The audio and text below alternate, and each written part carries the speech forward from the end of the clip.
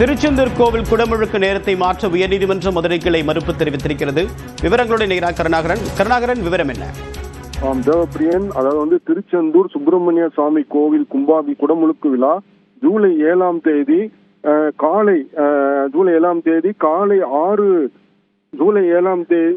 காலை 6:15 மணி முதல் 6:50 மணி வரை நடைபெறும் என கோவில் நிர்வாகம் சார்பில் அறிவிக்கப்பட்டு பணிகள் நடந்து வந்தது. இந்த சூழலில் திருச்செந்தூர் கோவிலை சேர்ந்த விதாயகர் சிவராம சுப்பிரமணிய சாஸ்திரிகள் உயர்நீதிமன்ற மதுரை கிளையில் ஒரு சீராய்வு மனு தாக்கல் செய்திருந்தார்.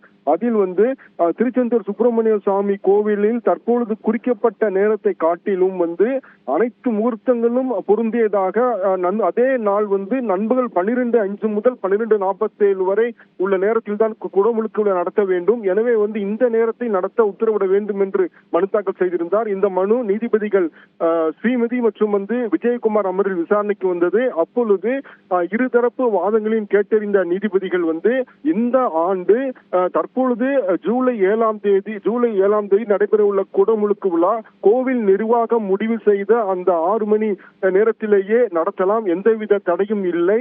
அதே நேரத்தில் வருங்காலங்களில் கோவில் சார்பில் எந்த நிகழ்வு நடைபெற்றாலும் கோவில் விதாயகர் அவரிடம் எழுத்துப்பூர்வமாக நல்ல நேரத்தை குறித்து நடத்த வேண்டும் என்றும் கருத்தை பதிவு செய்து உத்தரவிட்டுள்ளனர். தேவப்பிரியன், உங்களுடைய விரிவான தகவலுக்கு நன்றி கருணாகரன்.